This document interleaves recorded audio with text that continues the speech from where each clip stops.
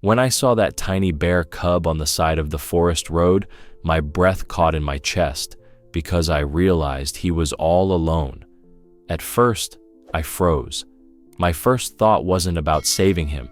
It was fear. Where was his mother? My hands started shaking as my eyes scanned the trees. Every hunter, every woodsman knows, you don't find a cub without a mother close by. And if she saw me here, near him, well, I wouldn't be telling you this story. But the silence was too heavy. No crashing in the bushes. No low growl rolling out of the timber. Just the cub. He looked so impossibly small, smaller than any bear cub I'd ever seen up close. His fur was matted with dirt, his belly heaving as he cried with a sound that wasn't quite a growl, wasn't quite a whimper. His eyes, God, his eyes were huge, round, and wet with terror. They locked onto me like I was the last thing holding him to this world. I whispered, without meaning to, "Where's your mama, little one?" The cub stumbled forward a few steps on wobbly legs, then sat down hard in the dirt. He was shaking. It wasn't the kind of trembling from cold. It was the kind that runs through a body when the soul inside is breaking. Every instinct in me screamed to back away, to leave him, to let nature do what nature does.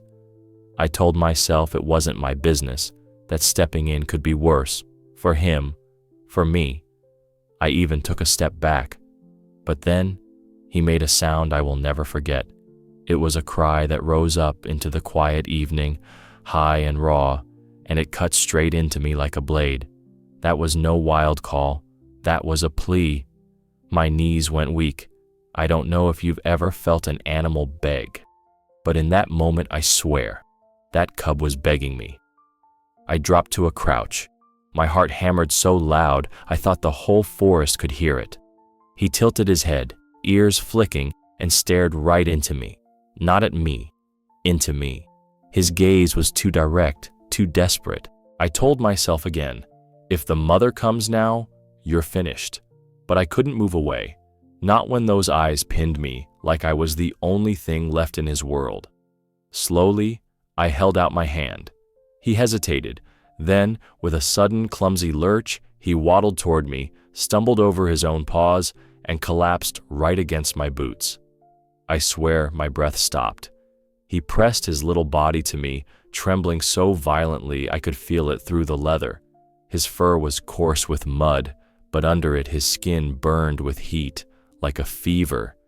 And then he did something that shattered me. He tilted his head back, opened his mouth wide as if to cry again, but instead he just looked at me and stayed quiet. That silence screamed louder than any sound he could have made. I couldn't leave him. I knew then. I bent down, scooped him into my arms, and he didn't fight, didn't struggle, didn't claw. He just sagged into me like I was the only thing keeping him alive. The weight of him was almost nothing. He was that weak. His heart thudded fast against my chest, too fast, like a tiny drum running out of rhythm. I walked back to my truck with him in my arms, every step a war between terror and awe. My eyes never stopped scanning the tree line, waiting for the black shadow of his mother to explode from the brush. But the woods stayed still, unnervingly still, as if they had already given up on him. When I reached the cab, I laid him on the seat. He tried to crawl after me when I pulled my hand away, his claws scrabbling at the vinyl. That tiny gesture cut me deeper than anything I'd ever felt. He thinks I'm all he's got, I whispered to myself. I started the engine. He flinched at the sound, but then pressed himself against my leg. His eyes lifted to mine, eyes far too wise, too full of pain for such a young creature. That was the moment I felt something impossible. He looked at me, not like a frightened animal looks at a man. Number. He looked at me like he recognized me, as if, somehow, he already knew me. On the ride home, he never stopped staring. His head wobbled, his body weak, but his gaze clung to me, refusing to let go. Every bump in the road made him whimper, but every time my hand brushed his fur, he settled. I kept telling myself he wouldn't make it, that he was too far gone, that by morning he'd be gone and I'd be left holding only a memory of those eyes. I almost believed it. But then, just before we pulled into my driveway, he lifted one paw and pressed it against my arm. A tiny, clumsy paw, shaking with exhaustion, but steady enough to touch me. And I swear, he was saying, "Don't let go." I thought he would die that night. I thought I would wake to stillness, to silence. But he didn't. And that was the beginning of everything I never thought possible. The first nights with him were the hardest. I'd never thought I'd bring a wild creature into my home, let alone a bear cub. But every time I tried to put him down, every time I thought, "This is crazy, he doesn't belong here," he would reach out that tiny paw and grab hold of me like he understood. He didn't act like I expected. He didn't thrash, didn't pace, didn't fight against the walls of my house. Instead, he watched me, really watched me. His eyes followed my every move as though he was trying to memorize me. The way he studied me unsettled me more than once. I'd sit at the table to eat, and he'd clamber awkwardly onto a chair across from me. His paws slipped, his legs too short, but he was determined. He would sit there, chest puffed, his eyes fixed on my hands as I held my fork. Then one day, he stretched out his paw, curled his claws around a spoon, and lifted it clumsily. He couldn't balance it, of course. It clattered back to the table, but he looked up at me, waiting for a reaction, as if asking, "Am I doing it right?" I laughed out loud, a broken, stunned laugh. But deep down, I felt something colder. Bears weren't supposed to do that. Not like this. Not so deliberate. Every day with him blurred the line between wild animal and something else. One afternoon, out in the yard, I almost lost him. I was stacking wood by the shed when I heard the sharp hiss. I turned just in time to see a snake sliding out from under a log, its head lifted, tongue flicking. Before I could even move, the cub lunged. He wasn't big, not yet, but he threw his whole little body on top of that snake, pinning it to the dirt with both paws. His growl was deep and fierce, shocking for his size.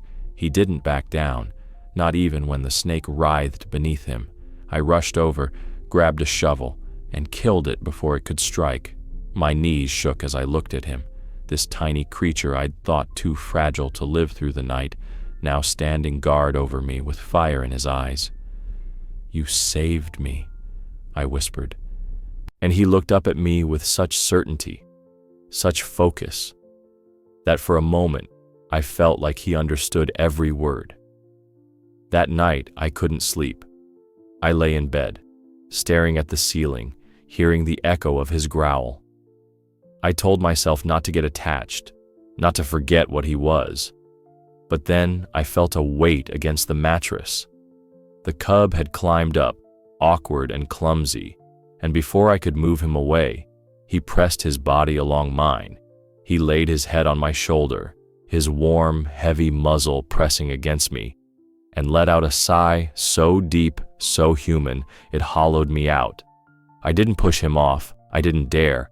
I just lay there, my chest tight, my eyes burning, unable to believe this wild creature trusted me enough to sleep this way.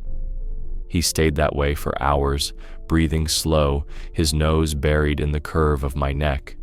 I kept my hand against his fur, and he nestled closer, like a child clinging to a parent.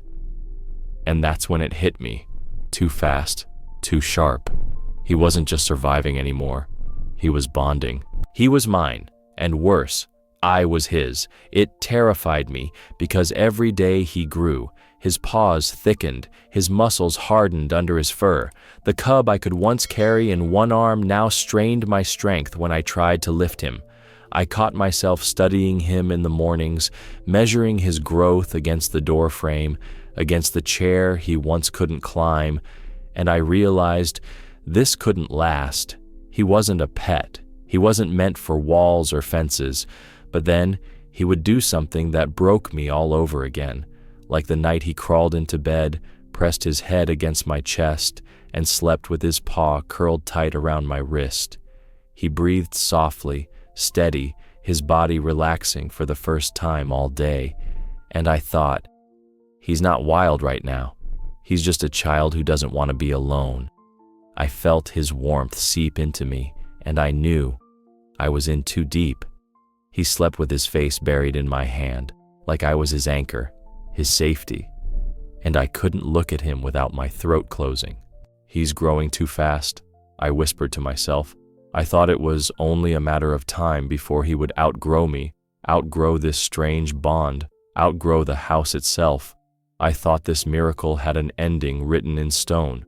I thought it would all fade as he grew into what he was born to be. I thought it couldn't last. But I was wrong. So very wrong. I knew it couldn't last. I told myself that from the very beginning, but knowing it doesn't make the moment any easier when it finally comes. He was no longer a helpless cub. He was a bear. The first time he rose up on his hind legs, I felt the truth in my bones. I had been splitting logs in the yard, sweat running down my back, when I heard a rustle behind me. I turned, and there he was, standing tall, taller than me. His chest was wide, his shoulders rolling with muscle that hadn't been there weeks before. His dark eyes burned with an intensity I had never seen, and for a moment, I forgot to breathe. He didn't lunge. He didn't growl.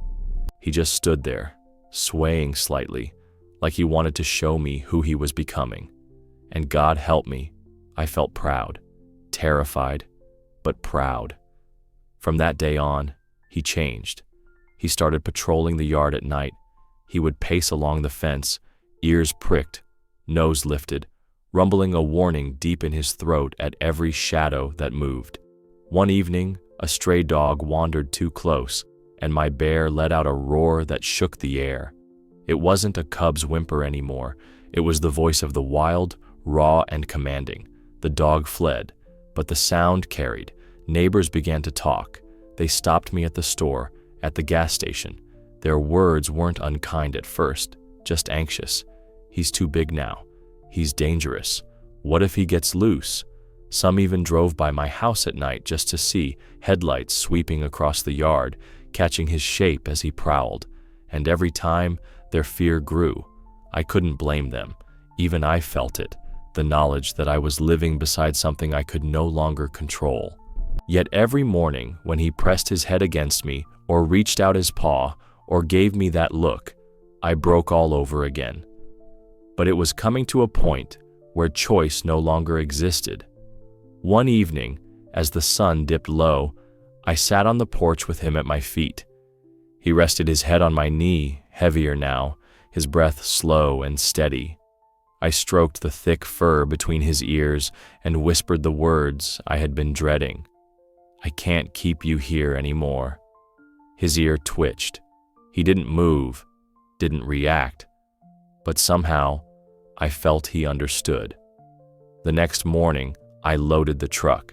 He followed me, his paws thudding against the earth, confused but trusting. I had to coax him into the bed of the pickup with pieces of bread, his favorite treat. He climbed up clumsily, not knowing it was the last time he'd ride with me. We drove in silence. Every curve of the road felt heavier than the last. He kept pressing his nose against my shoulder from the back, as if reminding me he was there. My chest ached with every touch. Finally, I pulled over deep in the forest, far from houses, far from roads. I cut the engine. For a long time, I couldn't move. My hands shook on the wheel. Then I opened the back. He jumped down, looking around, uncertain. I stepped close, laid my hand on his chest, and felt the thunder of his heart. "This is where you belong," I whispered. He tilted his head, eyes locked on mine, as though searching for something I couldn't give him. I turned back to the truck before I lost the strength to do what had to be done. My steps felt like stone. I climbed inside, started the engine, and pulled away. In the mirror, I saw him. At first, he just stood there, watching, ears high, body tense. Then he began to walk after me, slowly at first, then faster. His strides ate the dirt road, his eyes never leaving me. I pressed the accelerator, but my eyes blurred with tears. He followed for so long, too long. His form grew smaller in the mirror, but still he came, lumbering, determined, until finally he stopped, and then he lifted one paw, high into the air. I swear to you, it looked like a wave, like a farewell. I broke. My chest split open with grief I didn't know I could feel. I drove on, my hands gripping the wheel so hard my knuckles bled white. I told myself this was the end, that our story was finished, that I had done the right thing. I told myself I'd never see him again. I thought that was it. But I was wrong, so very wrong. 2 years slipped away like smoke through my hands. The house was quiet again, too quiet. I tried to live as I had before, chopping wood, tending the garden, sitting on the porch in the evenings. But there was an emptiness that clung to every corner. Sometimes I swore I could still hear his claws scratching across the floor, or the sound of his heavy breathing at night beside my bed. I told myself he was gone from my life, that he had returned to the wild where he belonged. And yet, he was never gone from my thoughts. More than once, I found myself pausing in the yard, staring at the tree line, half expecting to see a familiar dark shape moving between the trunks. I never did, but the silence in those woods pressed down on me until it felt alive. One morning, after a fresh rain, I stepped out and froze. The mud in the driveway held a mark, a deep, unmistakable print, a bear. I crouched down, pressing my hand into the track, tracing the curve of the pad, the sharp arc of the claws. It was large, far too large for a cub. My chest tightened. Could it be him? I searched for more. The trail ran along the edge of the property, through the grass, down toward the river. My boots carried me after it before I could think.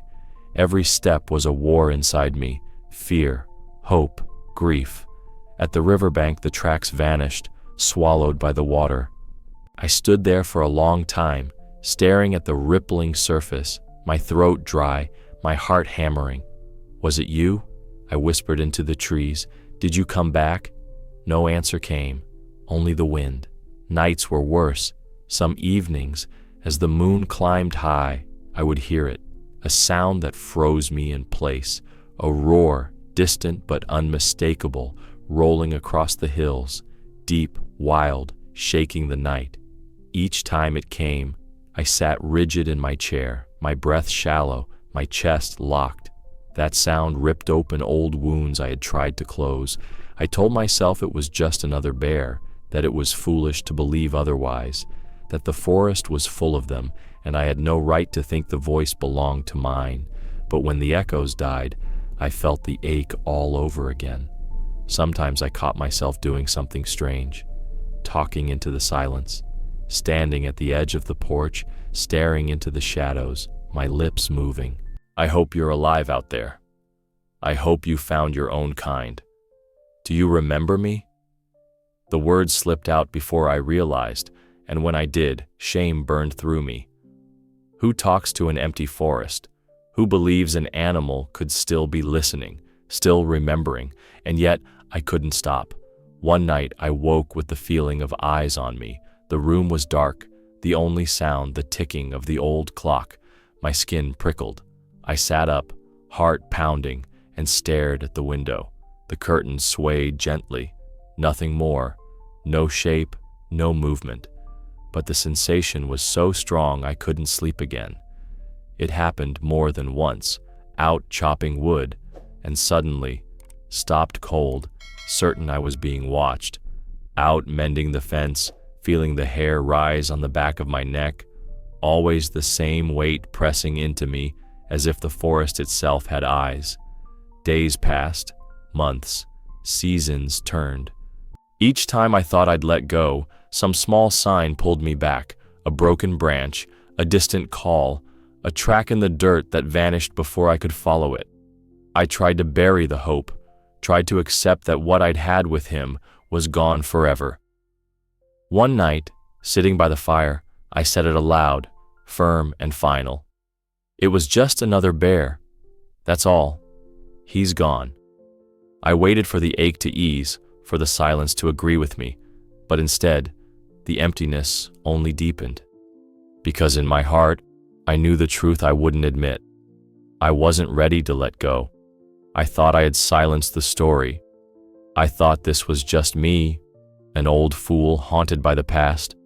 I thought the forest had moved on. But the forest wasn't done with me yet.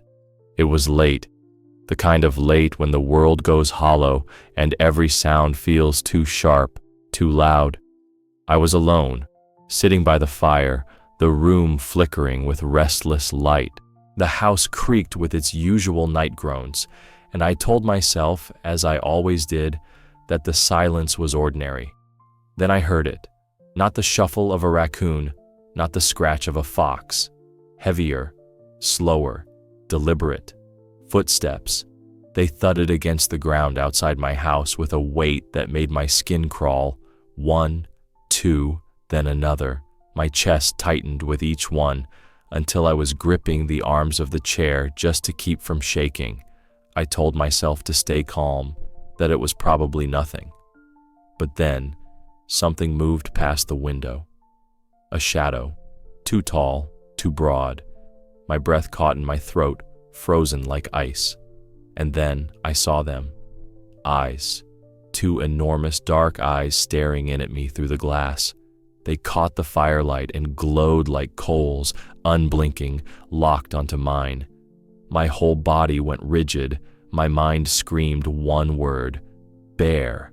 I had no weapon near me, nothing but the chair I sat in.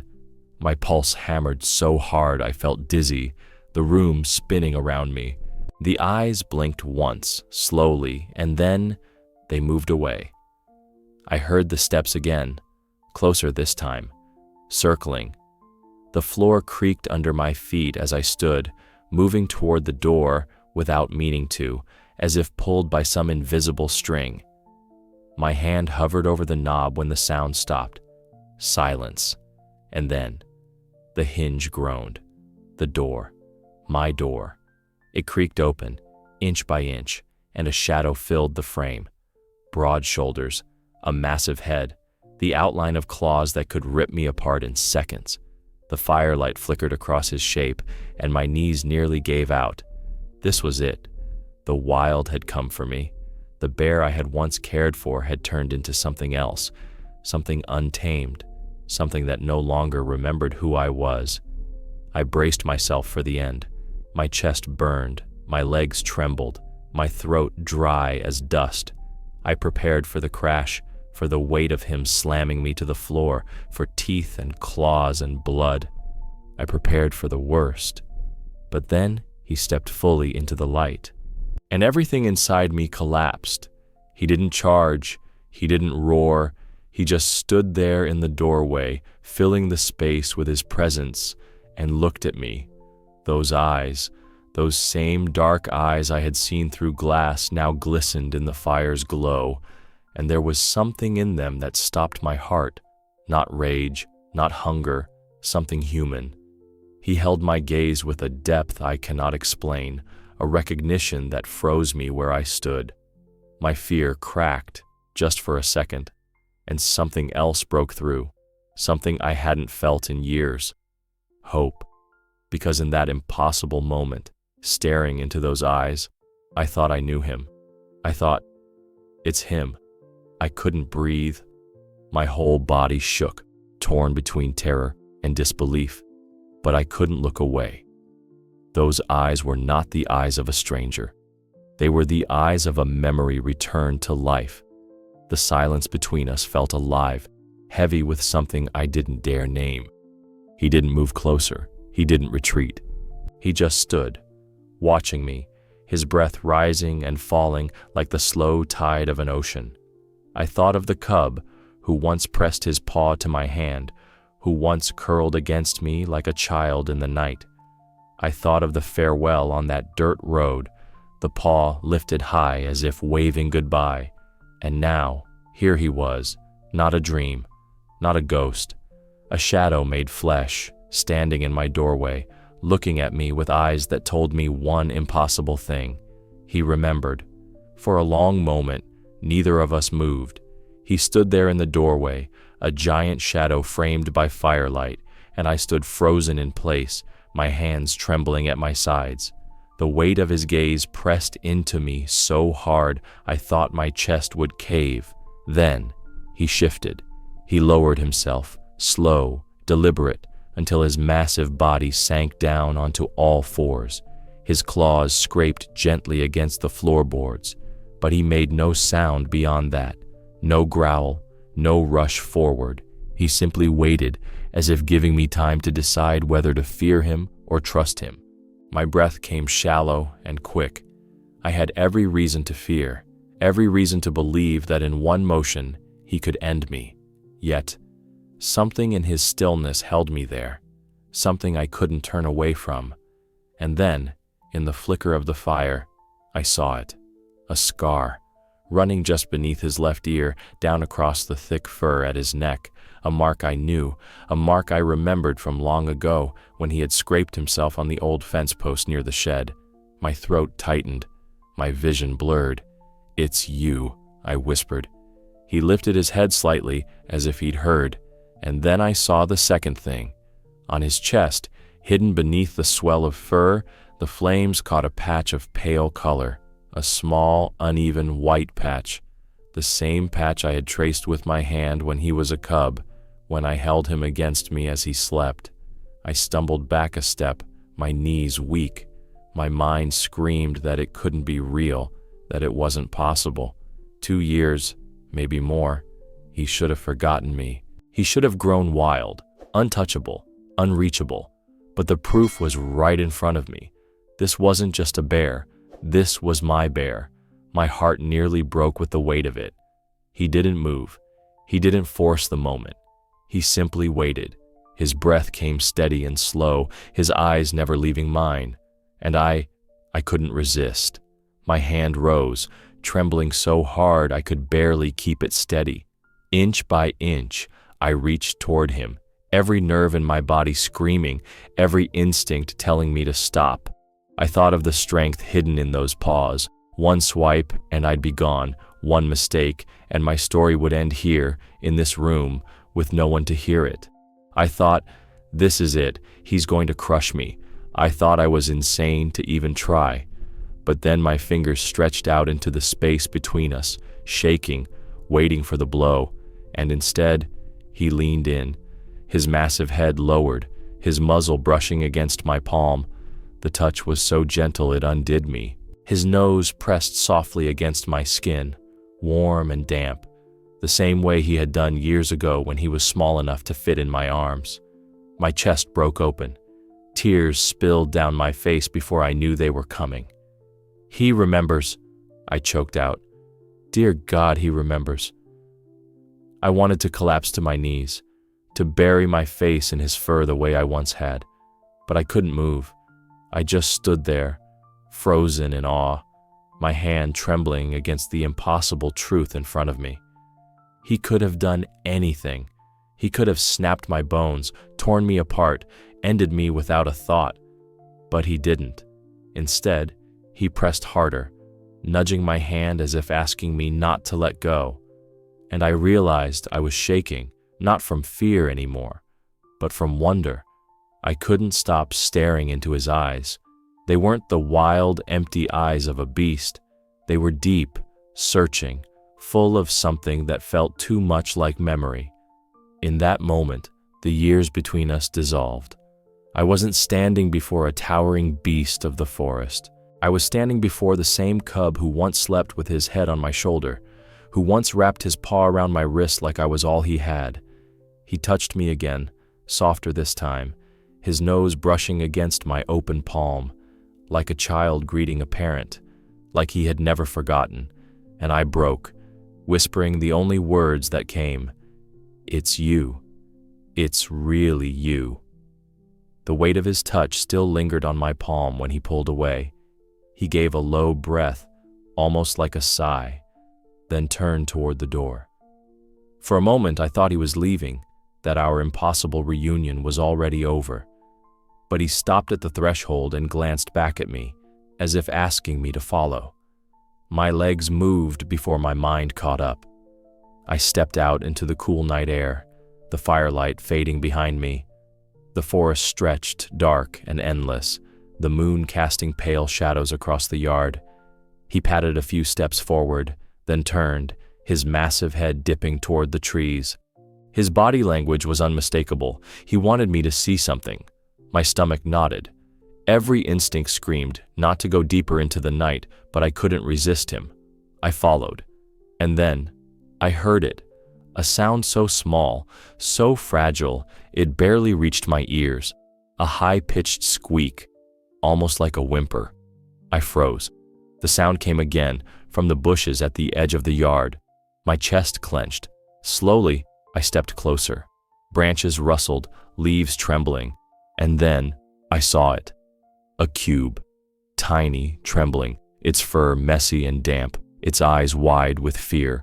The little creature stared up at me from the shadows, its body shaking so hard I thought it might collapse.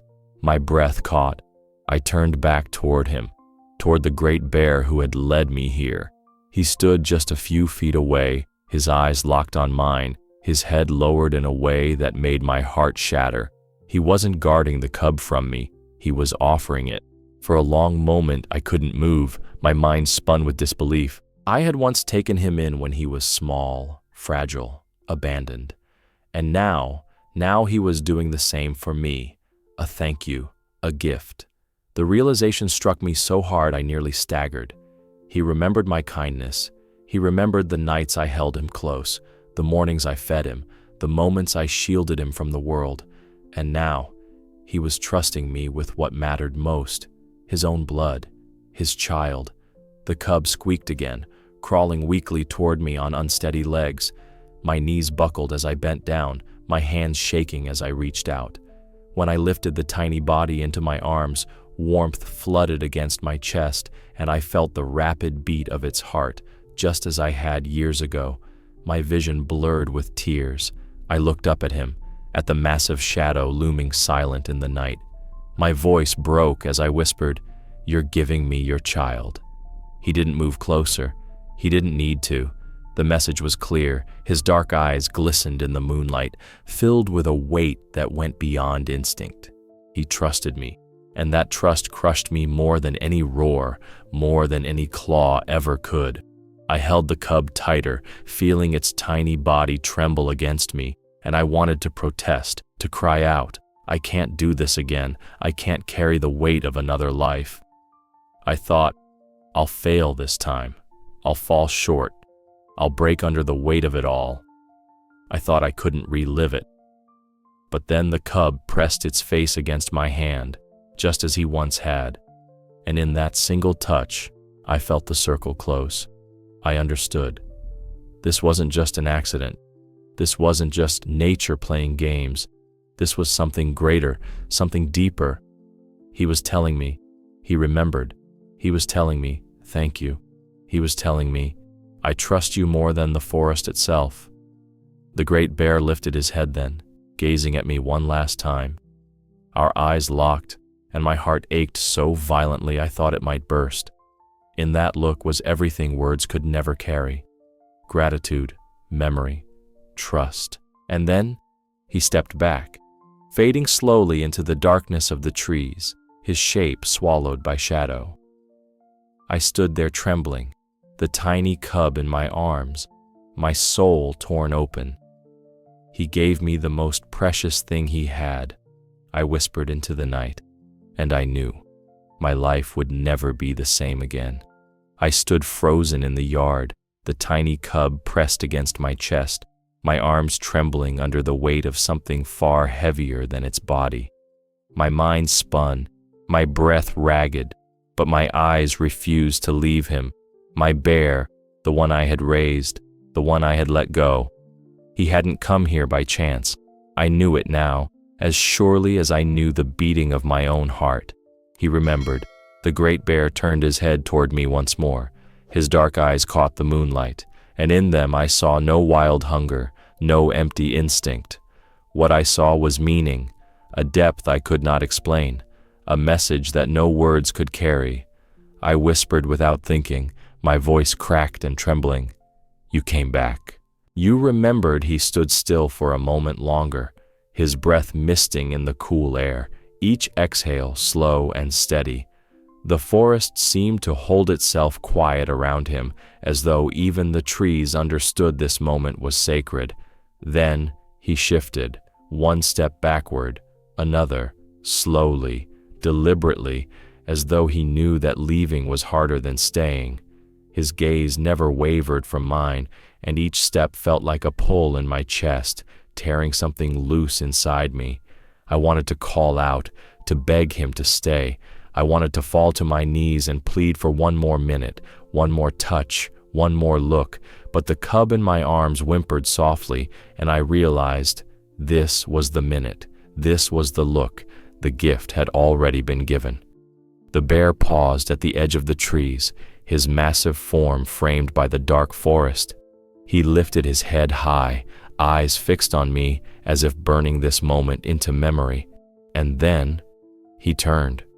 He walked into the shadows, each step slow and steady, until his massive silhouette began to blur with the darkness. The trees swallowed him piece by piece, shoulders, head, then only the faint outline of his back. And finally, nothing. Gone. The silence that followed was deafening.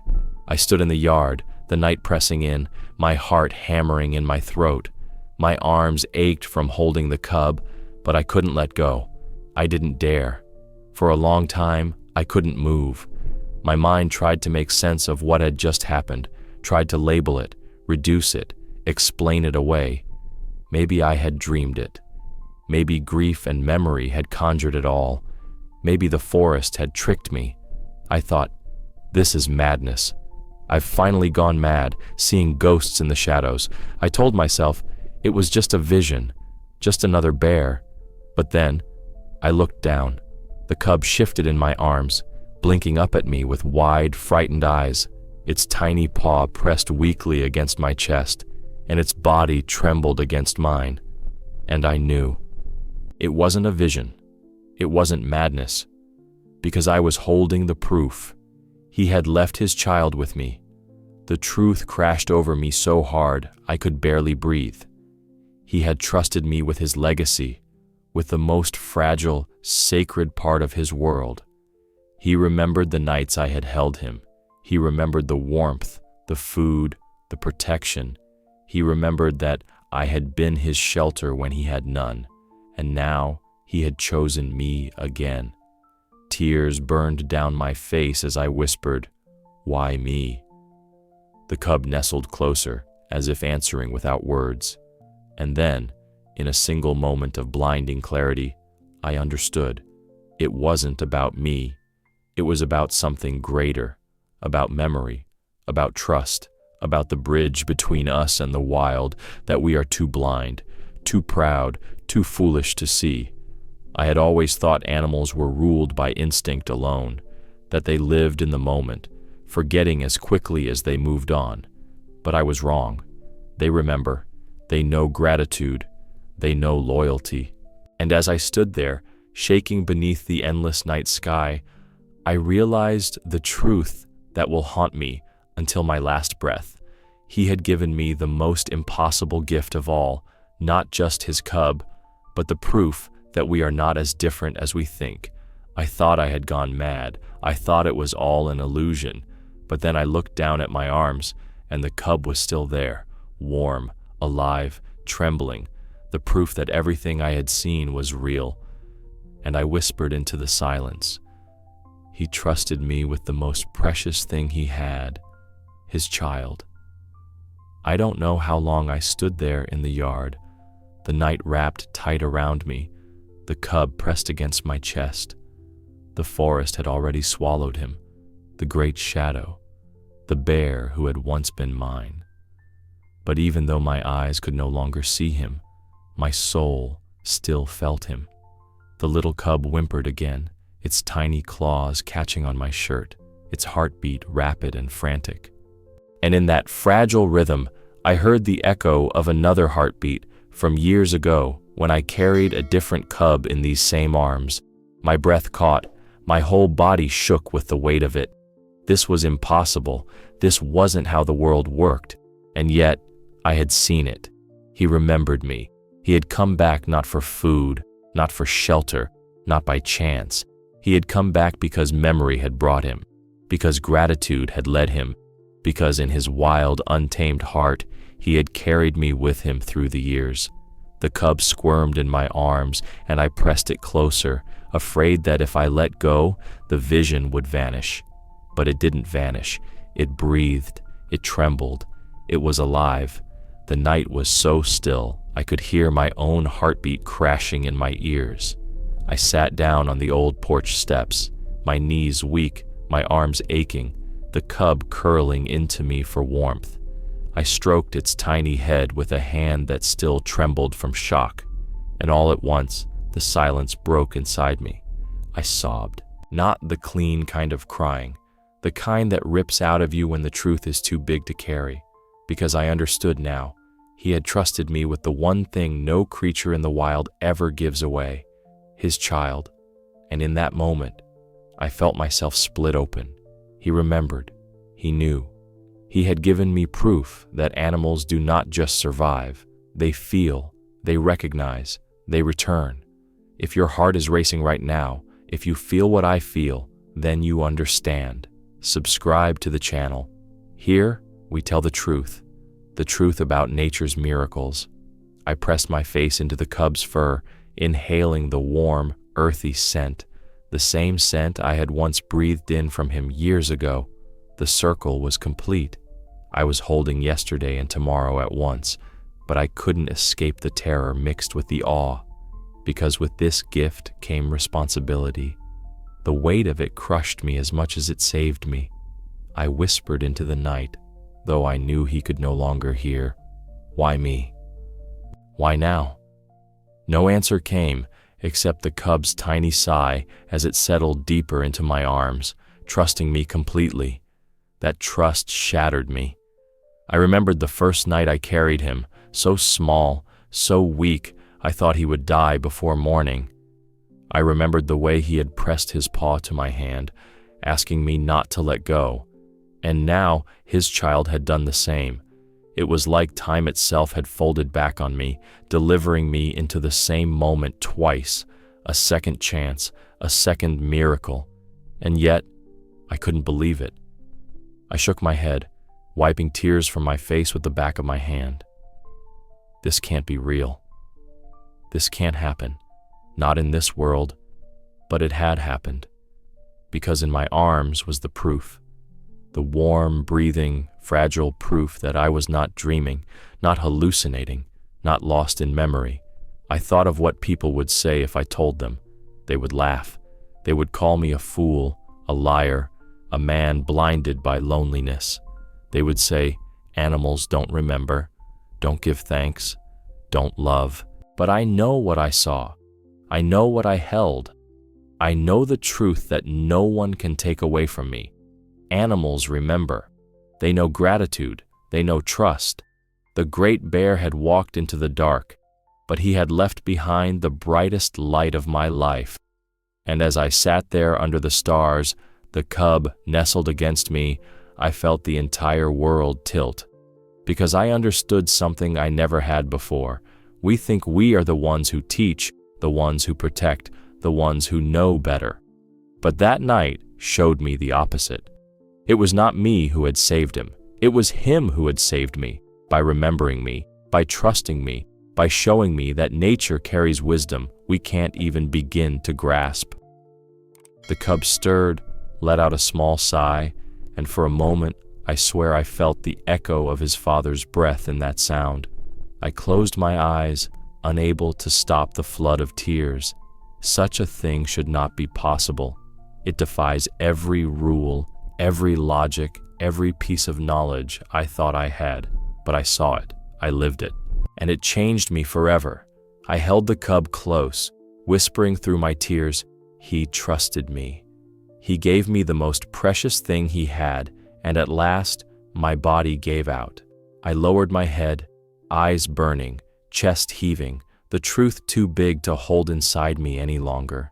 I closed my eyes and wept, not from grief, but from reverence, because I understood, with a clarity that seared through me like fire, nature is wiser than us, and I will never forget the night I learned it.